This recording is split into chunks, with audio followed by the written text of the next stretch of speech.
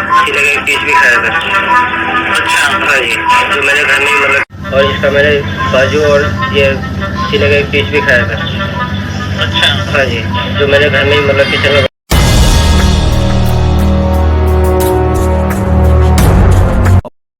आप सभी लोगों का दशानन हिंदी में स्वागत है। आप देख रहे हैं हमारा शो अपराध का रिकॉर्ड।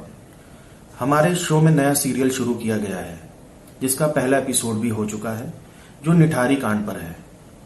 पहले एपिसोड के कुछ आखिरी अंश आपको बता दूं, फिर आगे बढ़ूं। पहले एपिसोड के आखिर में यह होता है कि निठारी विलेज में, यानी कि निठारी गांव में D5 कोठी है और उसके पीछे एक नाला है, और नाले में से लगभग 30 से 40 पन्नी की पोटलियां बरामद होती हैं। उनको खोल के देखा जाता है, उसके अंदर से निकलते हैं बच्चों के कटे हुए सर, पैर और हाथ। ये देखते ही पूरे गांव में और पुलिस विभाग में, और यहां तक कि उस टाइम पे जो मीडिया मौके पे मौजूद थी, सबके बीच में एक सनसनी सी फैल जाती है। यहां तक कार्रवाई पहुंची कैसे, ये मैं आपको बताता हूं। अभी तक नोएडा थाने में छोटे बच्चों से जुड़ी गायब होने की कंप्लेंट दर्ज हो रही थी, मगर एक दिन तकरीबन 20 से 22 साल की उम्र की लड़की गायब होती है, और उसको भी आखिरी बार D5 कोठी के पास देखा जाता है।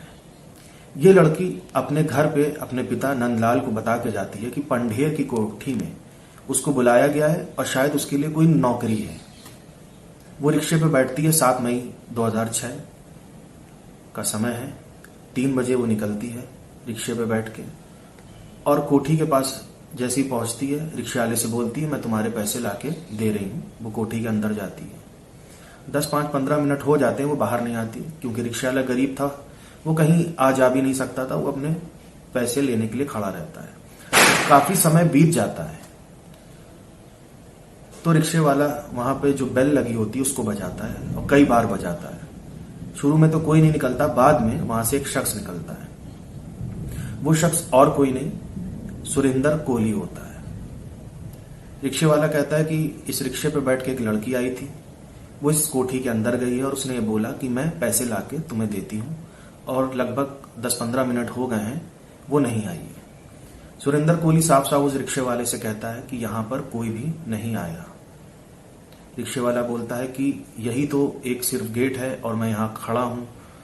वो मेरे रिक्शे पे बैठ के आई और वो अंदर गई है, और कोई दूसरा रास्ता भी नहीं है। वो कहीं से आती या जाती तो मुझे दिख जाता। मैं इस बात को नहीं मान सकता कि वो यहां नहीं आई है।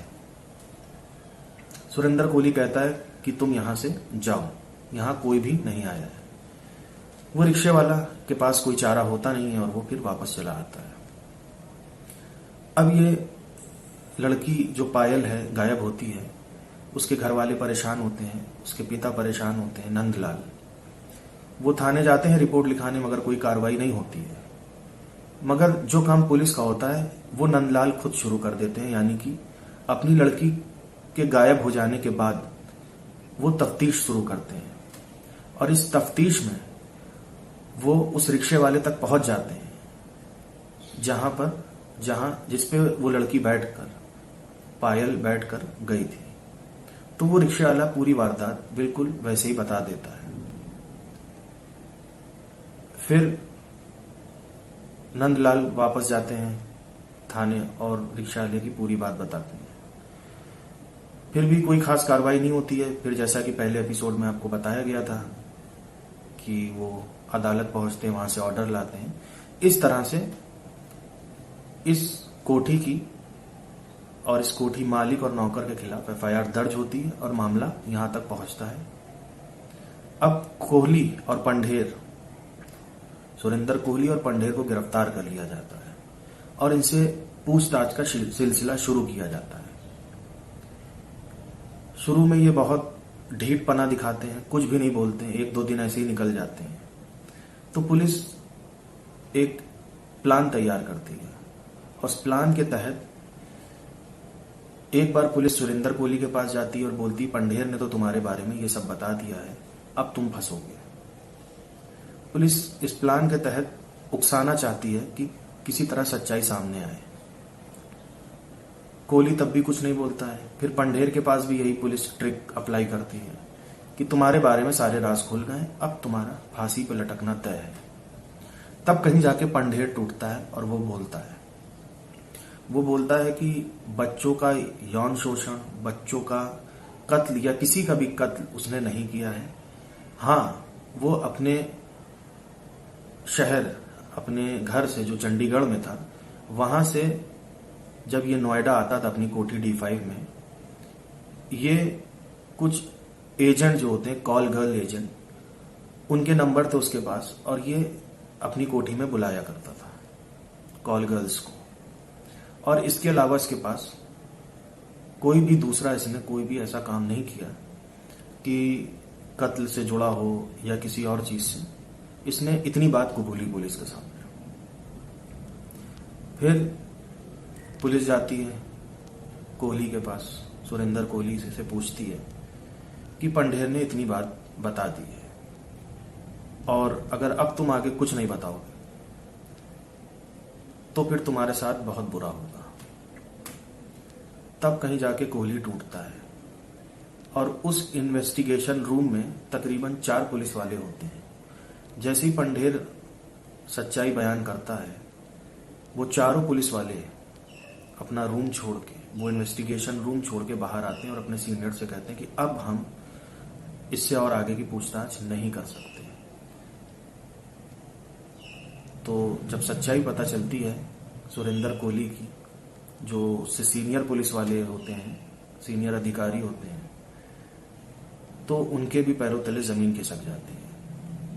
और सुरेंद्र कोहली का जो पहला बयान, जो पहला सच आया था सामने, वो ये था कि उसने पायल को पहले गला घोट के मारा, फिर उसकी लाश के साथ कुकर्म करने की भी कोशिश की और उसके बाद उसकी लाश को घसीट के बाथरूम ले गया और लाश के 3 टुकड़े करे, सर, हाथ पैर और धाड़, और जिस्म के कुछ हिस्से उसने काटे, किचन में ले जाकर कुकर में पका के खाए। ये बात सुनते ही पुलिस वालों का बड़ा बुरा हाल हो जाता है जो इन्वेस्टिगेशन कर रहे थे। अब उनको समझाया जाता है कि क्योंकि उसमें एक पुलिस वाला ऐसा था जो केस को नोट करने में माहिर था, उनको समझाते हैं। अब 4 नहीं 10 जाते हैं पुलिस अधिकारी इन्वेस्टिगेशन रूम में और सुरेंद्र कोहली का हाथ बांधा जाता है। हाथ बांधने के बाद एक पुलिस वाले का, जैसा कि बयान है, कि उसकी नजर सिर्फ सुरेंद्र कोहली के दांतों पे होती है कि ये किस तरह का खतरनाक शख्स है जिसने एक इंसानों को, उनके मांस को काट के खाया, उनके अंगों को काट के खाया। इन्वेस्टिगेशन शुरू हो जाती है और एक एक करके सच सामने आता है।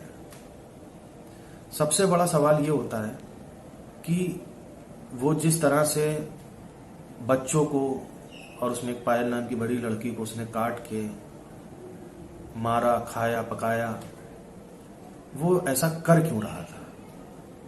इसके पीछे वजह क्या थी? इस वजह को हम लोग आपको अपने तीसरे एपिसोड में बताएंगे।